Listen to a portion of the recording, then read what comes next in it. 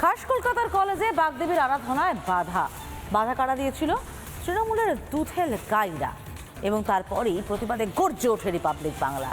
শেষমেশ পরিস্থিতি সামাল দিতে আসরে নামেন মমতা বন্দ্যোপাধ্যায়ের বিশেষ আস্থাভাজন অরূপ বিশ্বাস। গত বছরের পর ফের এই বছর মাত্র হাতে দুটো দিন, তার আগে সরস্বতী পুজো নিয়ে ফের বাধা যোগেশচন্দ্র ল কলেজে। যোগেশচন্দ্র ল কলেজের প্রিন্সিপাল যে রুম, সেই রুমের বাইরে তালা লাগিয়ে দিয়েছেন ছাত্রছাত্রীরা, এবং একই সঙ্গে এই ধরনের যে লেখা you are not allowed, resigned immediately, এরকমের লেখা পোস্টার দিয়ে তারা তালা লাগিয়ে দিয়েছেন। খাস কলকাতার যোগেশচন্দ্র ল কলেজে সরস্বতী পুজোয় বাধা। গোলমালের নেপথ্যে কলেজের প্রাক্তনী দাউদ আমন মোল্লা। ঢুকছে কলেজের ভিতরে, এক স্টুডেন্টরা ঢুকে কন্টিনিউয়াস প্রবলেম ক্রিয়েট করছে। দাউদ আমন মোল্লা দাঁড়িয়ে আছে বাইরে, উনি আমাকে ইভেন থ্রেটও করেছেন। আমাকে বলা হয়েছে এলএলএম এ ঢুকে ড্যাশ মেরে দেবো। বহিরাগত এইসব আপনি বুঝতে পারছেন তো, এইসব বহিরাগত একসাথে মিলে কাজ করছে। পুজোয় বাধার প্রতিবাদে গর্জন সোজাসুজি স্বর্ণালীতে। যারা লক্ষ্মীর ভান্ডার হাত পেতে নেয়, যাদের পরিবারের লোকজনেরা, যাদের পরিবারের আম্মি চাচিরা লক্ষ্মীর ভান্ডার নেয়, তারাই আবার এসে কলেজে বলে সরস্বতী পুজো করতে দেব না। আমি দেখতে চাই সুনন্দা গোয়েঙ্কা কতদিন তিনি চেয়ারে বসে থাকেন, এবং এবারেও ঠিক কি কি অজুহাত দেখিয়ে চেষ্টা করা হয় যাতে যোগেশচন্দ্র ল কলেজে সরস্বতী পুজো না হয়। তারপরও বুধবার সকালে পরিস্থিতি বদলায়নি। দাউদ লবি, ওখান থেকে লবি থেকে বারবার ইনস্ট্রাকশন আসছে, আর বারবার আমাদের কাছে তেরে তেরে আসা হচ্ছে যে আমরা প্যান্ডেল ভেঙে দেবো, এক্ষুনি প্যান্ডেল ভাঙো, প্যান্ডেল খুলে দাও। আমরা চাইছি প্যান্ডেল হোক, সুন্দর করে পুজো হোক, আলপনা হোক, সরস্বতী দেবী আসুক, কিন্তু আমাদেরকে কন্টিনিউ থ্রেট দেওয়া হচ্ছে। তৃণমূলের বদতপুষ্টদের হুমকি ধমকির অভিযোগ মানতে নারাজ কলেজের প্রিন্সিপাল। কোনো বহিরাগতর প্রশ্নই ওঠে না ম্যাম, এরকম কিছু নেই। এখন বাইরে কোনো বহিরাগত কোনো স্টুডেন্টের উপর ইনফ্লুয়েন্স করে কিনা, সেটা তো এ বি যে কেউ হতে পারে। এ চিৎকার করলো মানে এ নিষ্পাপ, এ ইনোসেন্ট প্রমাণ হয় নাকি? অবশ্য এই প্রিন্সিপাল সুনন্দা গোয়েঙ্কার নিয়োগও অবৈধ। হলফনামা দিয়ে আদালতে দাবি করেছিল কেন্দ্র রাজ্য দুপক্ষই। সে প্রশ্ন উঠতেই বিচারাধীন বিষয় বলে রিপাবলিকের প্রতিনিধিকে এড়িয়ে যান অধ্যক্ষ। এই হলফনামাটা নিয়ে, সেটা নিয়ে আপনি কি বলতে চান? সরকার যে হলফনামাটা দিল, সেই হলফনামাটা নিয়ে কি বলবেন? যে আপনার অ্যাপয়েন্টমেন্টটা নাকি পুরোপুরি বেআইন? না না, অ্যাবসলিউটলি ননসেন্স, কারণ কেস চলছে।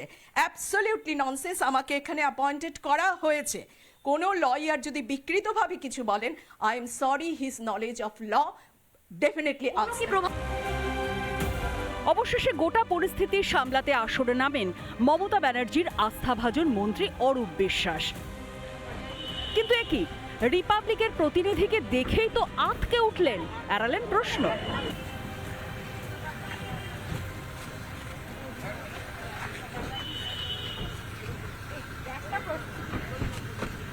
একটা প্রশ্ন দাদা, একটাই প্রশ্ন অরূপদা, একটা প্রশ্ন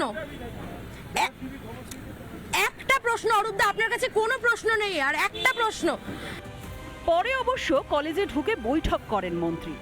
বেরিয়ে আসার পরও প্রাথমিকভাবে রিপাবলিকের প্রশ্নের জবাব দিতে নারাজ ছিলেন মন্ত্রী।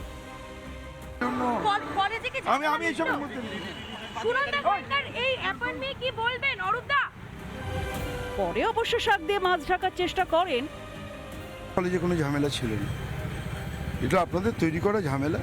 আমরা সবাই এক, সরস্বতী পুজো, বাচ্চা সবাই ঠিকমতো, কে বলছে ঠাকুর ঢাকের সাঁচের হবে না, ঠাকুর নর্মাল হবে, কেউ বলছে প্যান্ডেলের রং এটা হবে না ওটা হবে, কেউ বলছে মেনু এটা হবে না। এটা নিয়ে নিজেদের মধ্যে সব, আমরা যখন ছোট ছিলাম কলেজে পড়তাম এটা হতো। অধ্যক্ষের নিয়োগ নিয়ে প্রশ্ন করতে আবার সেফ খেললেন মন্ত্রী মশাই, পাছে আত্মঘাতী গোল করে বসেন। যিনি ল কলেজের অধ্যক্ষ রয়েছেন সুনন্দা গোয়েঙ্কা, তার বিরুদ্ধে একাধিক অভিযোগ, এবং এটা কলেজ কর্তৃপক্ষ বলতে পারবেন, আমি শিক্ষা দপ্তরের কেউ নই। প্রিন্স আনোয়ার শাহ রোডের যোগেশচন্দ্র চৌধুরী ল কলেজ। বছর বছর সরস্বতী পুজো নিয়ে অশান্তি, গোলমাল। পুজো করতে রীতিমতো আদালত, পুলিশ প্রশাসন কিংবা মন্ত্রীদের মাঠে নামতে হয়। যোগেশচন্দ্র কলেজে তো মমতা বন্দ্যোপাধ্যায় পড়াশোনা করেছে, 9 পড়েছেন বলে আমরা তো জানতাম। যোগেশচন্দ্র কলেজ তো মমতা বন্দ্যোপাধ্যায়ের কলেজ।